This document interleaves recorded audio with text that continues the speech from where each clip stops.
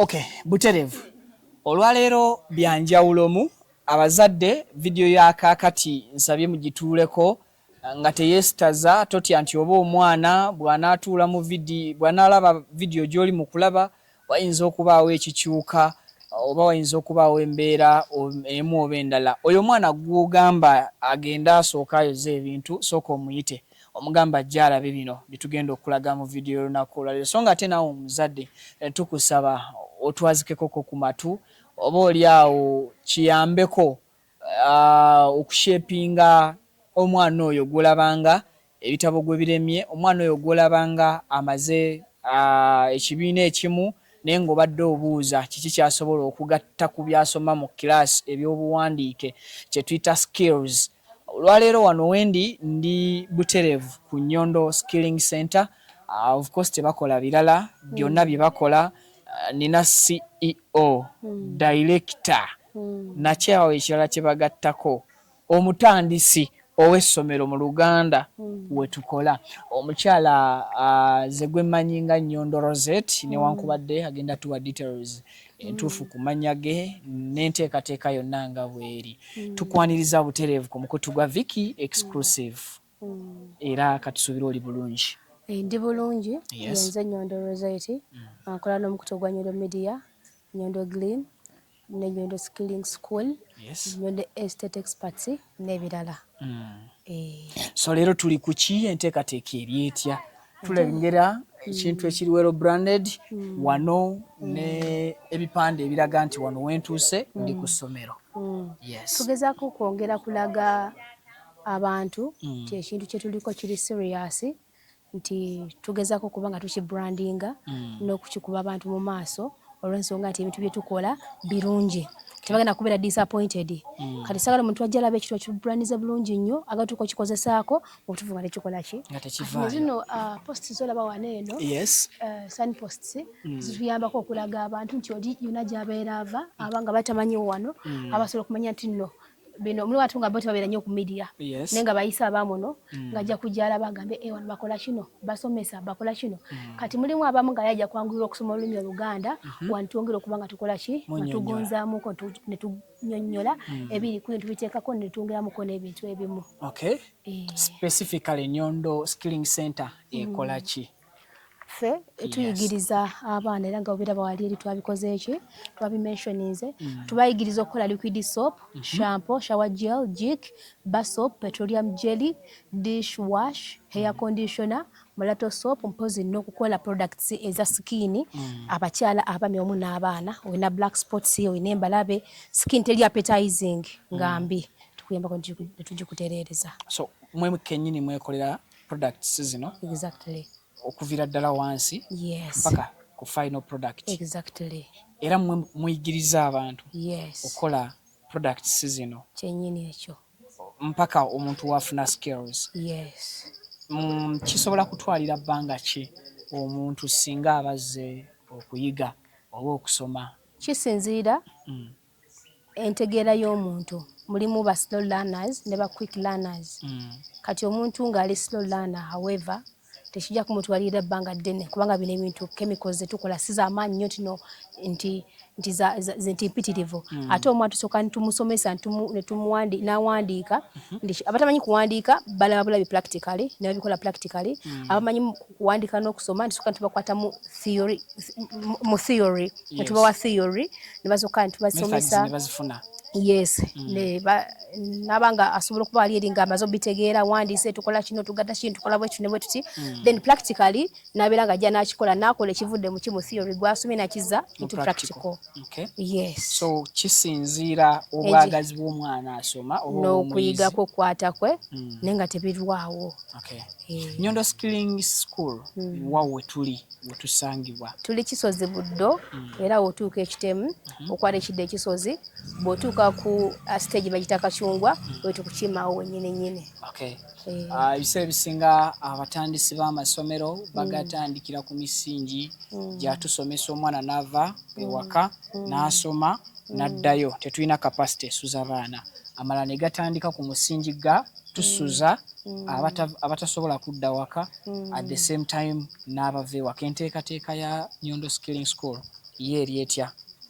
ejja kubeera kyesiyooli aba asobodde okuba nga yeeta buli lunaku n'addayo tumwaniriza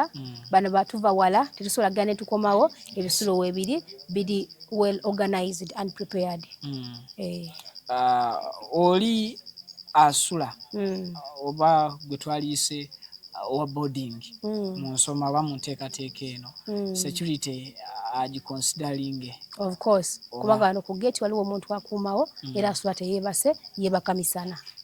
Ekiro abeerawo ng'atunula ng'abakuuma ne yeebaka emisana. Requirements ki ezeetaagibwa omuntu okujja okujoyininga? Omwana ajja akoleka registration, atuuka registration fee katono nnyo, then uniform fee katono nnyo, then ne fee oba zina half n'asasula mu installments kyokka gye tutandike tetusukka waawo. So bakyala mukutwala oba abaami okutuuka ku myaka emeka? Tutwala abaana okuva ku mwana ng'ategeera ng'asobola n'okukola ebintu by'asobola okujjukira n'enkeera n'omuntu oyo akuze naye ng'obwonge bukyakola ki bukyakwata. Kale ndowooza katubayisizeemu munda products engeri gye zikolebwamu. Oli agenda okuva wano ng'omulimu agulina mu ttaano? Oli agenda okuva wano bwe muba mumuggyeko engalo bulungi aba agulina mu ttaano kubanga waba agenda bamanyi okwekolera ebintu ebyo ng'abyekolera nga bisupplying around already aba amaze ate kyekisinga ogenda okusinga okusaba omulimu gwe ne weekozesa. Kale munneegatteko tubayiseemu mu nteekateeka eri munda wano ebisigadde oba oli awo tugenda kwongera okubitegeera nga tutuuse munda oba oli awo n'enkola gye bikolamu buli kimu engeri gye kikwasaganyizibwamu. Tukyali wano butereevu ku Nnyondo Skilling School. Wano wokka osobola ofunira skills. Twagala tutegeere skills zino n'engeri gye tusobola okuzifunamu and of course tutegeere emitendera emituufu. Na wano nnyinza kuvaawo nga nfuuse eki? Omanyi ekigambo ssomero kyanguwa okwogerwa naye ebifuluma mu ssomero ebiseera ebisinga bye bibeera ebikulu. Kakati tuli ku Nnyondo Skilling School. By the way, ndi so happy olwa enteekateeka egenda mu maaso na buli kimu ekiri wano. Tusaba otuyisizeemu nga tutandikidde ddala wano wennyimiridde. Ndaba machines ez'enjawulo, ndaba products ez'enjawulo oba simanyi ziri ziwedde, ndaba ng'eziri ready okusinziira ku mpaakinga. Bali bayitayo kupaakinga bintu bulungi. Kale bambi packaging naye mataringa. Packaging emataringa mu byosomesa nayo gigattako? Of course. Batutandikizaawo wennyini. Yes, mu nteekateeka eri wano. Kaakati nga bwe nakugambyemu muganda wange before era neeyanzawo bali nnyo okujja ku lunaku luno. Twasalawo kubanga tugezaako okulwanyisa ebbula ly'emirimu mu Uganda. Nti omuntu kasita ofuna skills kibeera very important nti n'oba ng'ogenzewa ng'olina omulimu ogw'omutwe tosobola kufeeyiringa bulamu bwa nsi eno. N'olw'ensonga eyo twateekawo enteekateeka eno mu ntandikwa twagala tugaziwe ku bino bye tukola eby'olususu kubanga twalenga tubyekolera buli kimu twatugende naye neŋŋamba exactly neŋŋamba katugaziyeemuuko tukole products endala batuzibakozesa wano eno nga ki liquid soap, bar soap, petroleum jelly, shower gel. Kati bwe namala okukidevelopinga ekyo nga idea mu bwongo bwange nemala neŋŋamba okay wehandika okubikola ebintu ebyo tulaba tutya singa tuwadde opportunities n'abantu abalala okukola ki okufuna zino skills kasente akasaamusaamu kubanga ze Vicky njagaliza nnyo naddala abaana abawala mu saizi yange abansingako ne bensingako njagala nnyo okulaba omwana omuwala ng'akola njagala nnyo okulaba omwana omuwala saakulaba mwana omuwala nga yeesigamye ku musajja bw'ati evo basanga bakaba bandisappointinze twatugende kubanga nze okusera ne wakera ku makya nankyawa nangamba nti nkugobye wava yamu ngenda maaso na mirimu gyange. Yes, kijja kunnuma okiraba kijja kunnuma ne sijja gamba ngenda kulya ntya naddamu okwambala nze olugoye kawiivu akebe naddamu kasiba nedda kijja kunnuma nti ankyaye nti omuntu avudde mu bulamu bwange laavu yegenda okunnuma n'ebiri ebisigadde mbasobola okukola ki okumanyiginga okitegeera kati njagala nnyo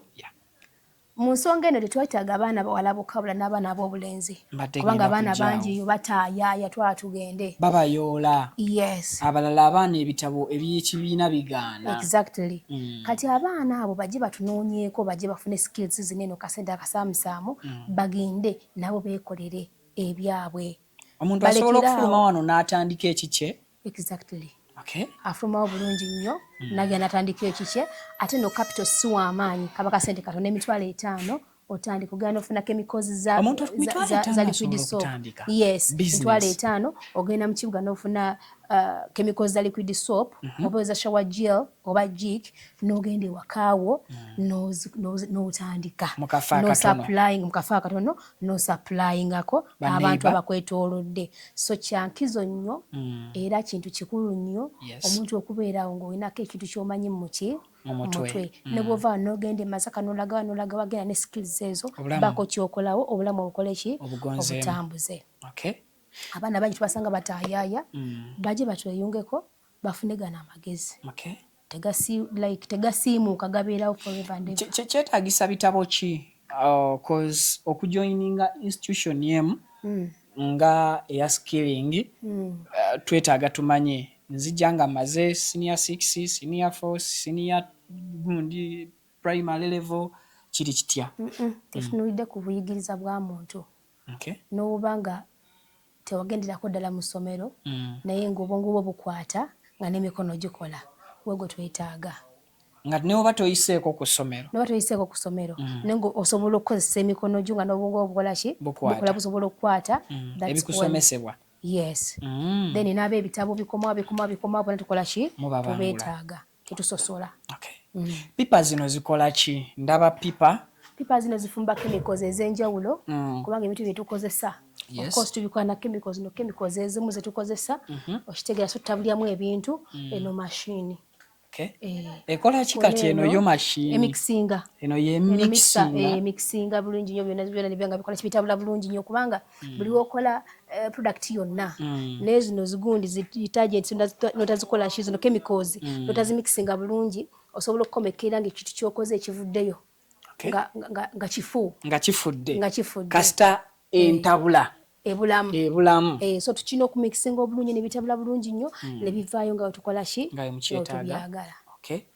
so wano tumixingirawo chemicals waliwo wetuzitabulira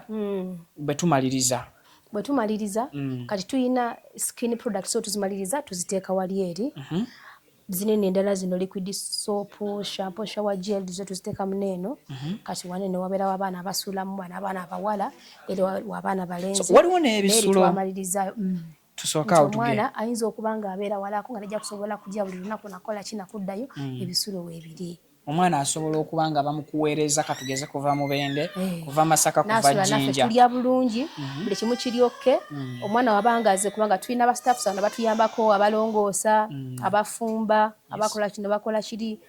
owa security abeera no ku gate abeerawo security naye eri tight kati tosuubira oli kutuwa mwana oba oli kujja naloza tujja mugamba genda ate ofumbe genda okole bwoti nga yajja kusoma yes yajja okusoma asigala ku bitabo kusoma kulya kwebaka kusoma kulya kwebaka ne manju gyagenda bamulongo ne abana tubawadde ne ba flashing ba flashing naye awo wekikoma kati products ndaba packaging wanjawulo I really like this by the way simanyi oba akantu kano kino kifaananyi kyo mwana yakikwatamu kantu kanyirira nnyo ako so olinga agala kala ng'eyange eri awo chocolate oli black oli brown eyokozesa ekyo kati nobeerawo ne wali wheat wuli ono bwiti mweyitira bwiti n'eddala ezisembayo eri kuliko basajja kuliko olakwaza kukebera mu nnyombo kuliko basajja abaana byonna twala tugende kati omuntu tupakinga mu skin products kati then packing zabino eno zo ziri eri munda kati ninyo wangambye waliwo chemical bwe tukwatako tetujja zino ready products the final products kati chemicals eziri muli omwesikirizibwa kwata tetukwatamu so kati wano tuyinawo ki kati waneno tuyinawo no hair conditioner teka kwata kano tuyinawo no hair conditioner ono air conditioner akozesebwa mu ki kati ono akozesebwa mu nviiri banviiri kitegeeza abasaluuni bajja kumwetaagira ddala nnyo ate mulungi nnyo kano hand wash fena tunaaba mu ngalo fena tunaaba engalo hand wash then ono shower gel fena tunaaba omubiri ono shampoo okunaaba nonaaba notukula bulungi sabuni w'ebitole omulembe gwadiba then ono shampoo bano banjoza shampoo bano banaaba nviiri ona shampoo abeera naaba mu nviiri waba saluuni okusingira ddala n'ewaka bamugwa ne bamukozesa ono n'abeera jik nyondo jik abagubye ewaka n'ebintu ebyenjawulo kaguubulula bulungi then netubeerawo ono naye hand wash mu packing ow'enjawulo era ono naye ki ono shower gel so somufunamu mutono osobola omufunamu munene n'ebirala biri walirira biri wano munda ndooza nsobola okutwala n'enkulagawo okwo otuba tubaliriza so wano ekintu ekiwedde we musooka ne mukiteeka okukakasa omutindo nti gwegwo ne mulyoka mukiyingiza okugenda ewalala kale era byebimu byebiri wali byebimu byebyo mpozi waliwo ennungi ezaaba kati nga omanyi twagala tulage essaawa zino eno glim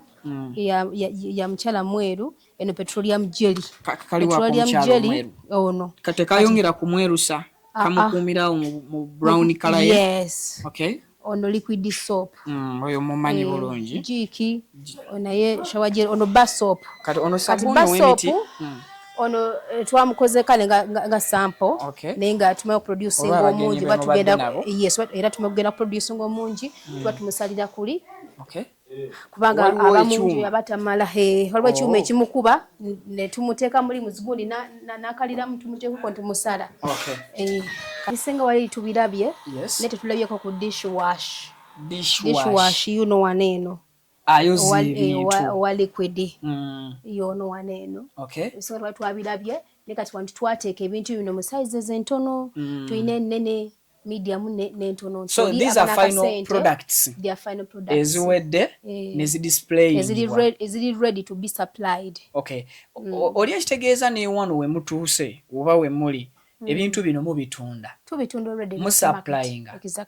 ekyo mbadde sikimanyi mbadde manyi nti bwe mumaliriza okusoma nga abayizi bagenda n'ebyo bulijjo kakati bye tubayigirizaamu bo bye bayigiramu tetubitunda tubikozesa ffe nga ffe kubanga twagala okuwa omuntu ekintu nga kiri ku standard so twagala kumala gabawa bintu kwerondera katale kati bino ffe tubyekolera abakugu batuma bikola ki bisupplyinga so biri eri ffe tukola ki biri mwe mubikozesa mu bulamu bwa wano ng'abayizi bwe bayiga bwe experiencing olina okusaba n'omwana okusaba n'akugamba njagala bino mbitwalire mama bino byekuzala byenkoze tubikozesa mulage wentuuse mugamba kola ki twala naye tetubiguza bakilantsi baffe so kati already waliwo akatale ke mulina ng'abannyondo skilling center olwaleero final products zino ze mulina ezikoleddwa abakugu already abayivu zo muzikola ne muziba supplyinga already mulina akatale akammwe oba mukyayongerako katale tukyayongerako katale weekali ffe nga ffe ke twafunye tubadde tutudde tugeze tunoonyako masaluuni masomero era ne batuwa contracts tujja kuba nga tuziba supplyinga inshallah buli kimu kijja kutambula bulungi tubere nga turenewinga contracts nga turenewinga tumwina ne sizes ez'ebidomole ennene oli ajja kugamba tize hair conditioner mwagala nga njagala mungi mpa ekidomola kiramba shower gel mpa kiki kidomola kiramba jiki mpa kidomola kiramba ono shampoo ina njagala kidomola kiramba so ne tubeera nga tukola ki nga nakyo mukirina tubawa biramba nga babyagala kati yandyagadde okubanga ye afuna bufunye ku final products zammwe asobola zifuna atya kubaako nako kakulu kuba ndaba zinyirira omutindo gwegwo ekisooka kino kankayiseewo nti oli wajja waneeno ku gundi yaffe wano najjira ddala waneeno ku ssomero kuno oba ku maduuka ku dduuka lyaffe bakaŋŋambe nti oli wabanga yeyejjidde tumanyi omusalyako kabeeyi oba ntumuwa product ku sente zennyini tuba kwe tumwongerayo tukyagala tusanyusa nnyo omuntu okujja na banne bwe tukola ebintu bino tubikolera nagenda nga ali contented kati oyo aba ayimiriddeeyo n'agamba nti twagala oyo gwe njogedde kagadde okujja ffe tusangibwa Kisozi Buddo awetera Kitemu najja ku Kidde ekisozi akoma ku stage bagita Kacungwa ffe tumunonawo kasita agamba nti ndi wano Kacungwa olw'ekisozi then abatasobodde ennamba y'essimu eri +971524067409 n'endala tugiteekawo ye Uganda yannema tennayingira kitunzi wa kampani yanaagisomanga ebintu ebiri mutwe bingi so n'ekirala kino abaana kankibagambe ti abaana bali wano nga tebalina byakukola bagenze basuubuza ebintu kasente akatono bagende bayiribe kyekiringa nti okufuna abaana ddala Dubai kuba nzirayo very soon njala kugulayo ekiduuka nga kinenemu abaana tandika obaguza abaana bali mu bed space tebalina byakukola ate nga skin products zaffe zikola kizikola nange natandikira mu bed space mpola n'entunda bino ebintu olwokuba nti nali royal nali trustworthy nali mukozi nali determined ate neewaayo that's why nagati nchikola chinkigejjesa so njagala n'omwana abeere nganza ajja ngambe Rosette kanzije nkusubuleko nange tandike mpola wadde ndi mu bed space wanabanga agoberedde ebintu byo nga byekugambye wammanga najja kuvaayo nga andise okuzimba sports enene okitegeera so abaana njagala bave mu bed space baleme okubanga bebaka basikudawo kulya kudawo basumbuwa abasajja kubanga omwana omusanga tanambi kyakulya talina wakusula nga alina okugendera n'embeera gyonna gyabasinkanye so bandika okwekolera bajjeze mbawe ebintu ebizigo ebintu byonna byetukola eyo Dubai kasente akatono bagende beenenyeze katale bakola akasente ekitegeeza nti neeri akatale ogenda ke expandinga otambuze ebikola bino obituuse Sharjah tulinayo beauty sport oba nyindo glim sport ne Dubai tulina Abu Dhabi bwenzirayo nga tunayo tugulayo twogere ku nsula ey'abayizi ndaba wano wali occupied waliwo abeekuttewo abatandika okusulawo kale ankujeera then newaddako wali eri waliwo ne wali mbadde nsaba Vicky kuba waliwo abadde baŋŋamba omanyi ebiseera ebisinga bagamba amaaso gaffe Abaganda gali mu ngalo tugende kuwayo tubalage ne premise yaffe endala yakozeyo ki eyawedde twamaze okusereka kukola kituligenda kubanga tukolako then naye tukole tubenga tu expanding tutekeyo abaana abalenzi abawala nga basigala wano eno wena katayimu just tugende tubalageko twasazeewo okubawa ekintu nga kiri full each and every detail omuntu gyetaaga okuba nayo tugimuwe agirabe so abaana basula bulungi kyekisooka kyakubiri otuwadde assurance ku security ti omuzadde ne bwakuwa omwana mutwala abaana kuva ku myaka emeka tutwala abaana okuva ku mwana ng'ategeera ng'asobola okujjukira enkera kye yakoze olunaku lwaleero nga ne kumanya gakola ki agakola paka ku muntu omukulu akyalinamu ku maanyi nga takaddiye nnyo nga n'obwongo bukyakola ki bukyasaza kimu so kyevula babasulanga abantu bakulu ddala okwawukanako oba oli awo ne ku masomero agamu nze gengenze n'invisitinga so bwe tuvaako wano kati ogambye already wano wajjudde abayizi abazadde babadde bakutrustinze kakati tuyinayo ekifo ekirala buteekateekera abalala kozi abalala bagenda kujja kati ekibuuzo ekiriwo ekinene bayina bo enteekateeka y'okusula enaafaanagana ng'ey'abano ogambye ekifo weekiri twaganawo ku setting ngo twasetinze wano eno tubenga twawula abalenzi babeere wali emmanga nga n'abawala bakola ki nenga tusomeraawo weewaawo kati katugende tulabe section endala nayo tugifune so kati wano wootuleese ye block ey'abalenzi w'oyagala okubateeka oba section ey'abalenzi ekintu in case nga kigaziye ng'abazadde bakwesize oba ng'abantu bongedde okujja okwettanira Nyondo Skilling School eno ye plan yo exactly batuyisizeemu nzijukira twaliko wano naawe nga tuli mu kifo kino eno era nga akaseera ko yali katale omanye ebintu bikyuka enkya naki neggulo nga wali eri wenasooka nga nnoonya abantu bakole ki bapangise then tuba tukyusaamu ne tuteekawo eki essomero kati ewantu wali eri tewajja kutumala naye kyanyinamu enteekateeka nti singa abantu wetunaatukolera nga wafundamuuko then production tugireeta wano kubanga niwagaza ekikola ki ekimala kanjagala wabeera production wabeera abaana abawala kubanga abaana abawala twagala nyumba kumanya okusinga abaana baki abalenzi kati ssaawa zino twagala abantu tubaleete wano eno very soon tugenda kuba ntumalirizaawo abawala basulenga wali waggulu abalenzi basulenga wano eno okinabanga abaana bayongedde okuba nga bangi tujje wano tukole offensi wonna bulungi nnyo wano tuba tukola ki tukolera so njagala okukakasa abantu nti kino ekintu tuli serious tetwaza kugezaako oba kusaaga wabula tuli serious titukyalina n'enteekateeka engaziya okulaba nti ekintu tukola ki kikwasaganya bukwakko omanyiza ombeera ntandise ekintu seegezaagezaako baseekozaakoza njagala muganda akugamba nti woba oli ekikere liira ddala kisava kati exactly wemba nkutte ekintu njagala nekigaziwa so kati wano nga woolabawo otwagala okuteeka ebisule ebigenda okubeera eby'abaana abalenzi oyagala basule liwe twajjiranga enju eno wali wagitera katale wali tonnagisereka yali tanabakuserekebwa yali pool plate naye nebyali byenkutamu naye katale byali bikutemu ng'omukazi naye mukaba nanyamba nenkiyitamu neŋŋamba tegenda katale nejja kutuyamba kitegera muganda wange of course ejjidde mu kaseera akatuufu ngegenda okukola omulimu gwayo so kati kugenda kuba kwangu nnyo kuba plasta kulongoosa twala tugende abalenzi bakkirire wano then webaba nga bawedde ddala abaana abawala ffe tubajje tubateeke wano eno then tukole ekinti zino ziri double kyetujja okukola tujja kuteekayo obutanda sizo ziringa ziri eziri single tuteekayo obutanda oteekayo obutanda nene obutanda so wano wanene okusinga wa line compound nene okusinga wa so in case already production place tetumala nga tetumala ngamuyisinganya nnyo